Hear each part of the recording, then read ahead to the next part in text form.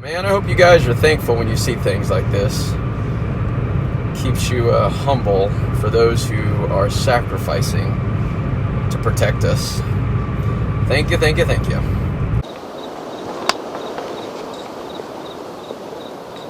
Say hello to the 50 Krater. What is a 50 Krater? Take you a 300 Remington Ultra Mag case, shove about 70 grains of powder into it, top it off with a 50 S&W bullet, and what do you get? A T-Rex Terminator. Ron and I kind of fiddled around with this and we figured out how to mount his 15-year-old varmint light. This is a VR1 that he's had for a long time. And he said he shot quite a few hogs with this, and he gave me the technique on how to use this.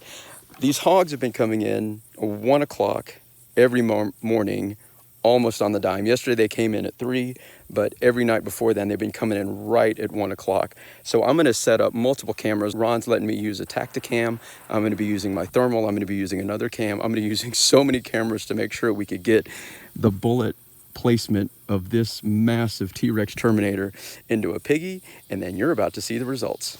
I positioned myself 30 yards directly south or downwind of the feeder.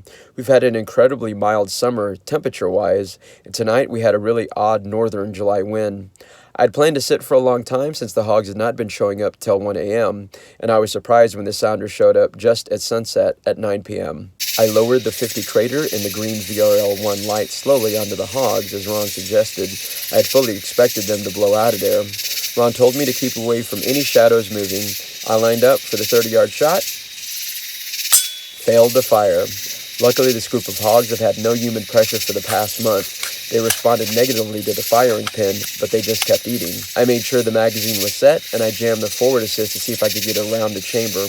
The trigger didn't feel right, so I took the light off the hogs. As quietly as possible, I pulled back the charge handle 3 times, trying to glide feed around into the chamber using the forward assist. After a minute and a half, I now had one into the chamber.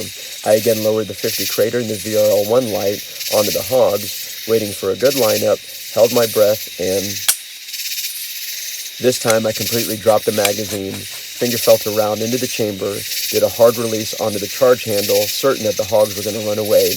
And now for the 3rd time, I lowered the 50 Krater and the VRL1 light onto the hogs. I waited for this hog to line up with the group, literally praying to Jesus before pulling the trigger.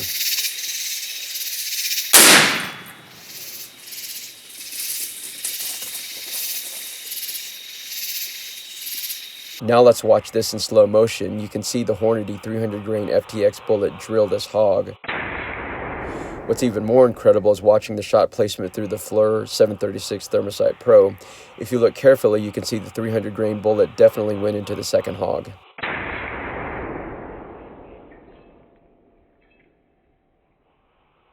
Being a young group of piglets, I fully expected them to return after the initial shot.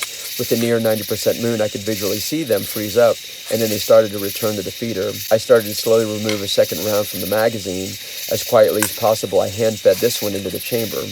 I released the charge handle, lowered the 50 Krater and the VRL1 light slowly again. This time I specifically targeted this calico hog. I definitely hit the hog behind him. Now let's watch this.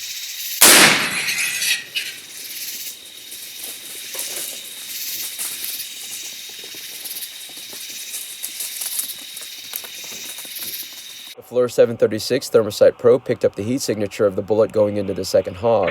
Unfortunately, I did not know about the secondary hogs in both of these instances until I started editing this video. The Hornady 300 grain FTX absolutely destroyed the small calico piglet, leaving a golf ball size exit wound. The first bore was just around 25 pounds. The bullet entry was at ½ inch. The bullet quickly expanded even before hitting the shoulder, pulverizing the meat. The shoulder bone was completely destroyed upon entry, sending bone fragments everywhere.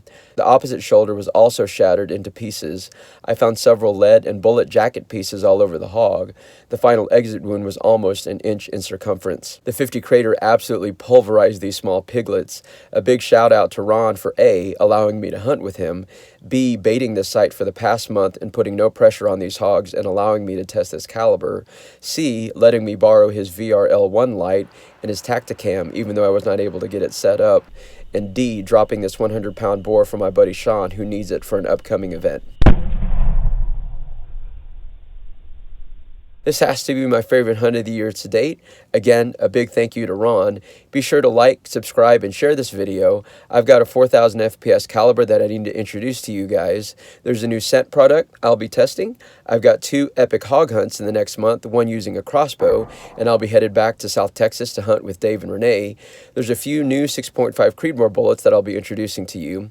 And I've also got this crater for just a couple more weeks. Send me some ideas and suggestions below on what I should crater next. So stay tuned for my next adventure.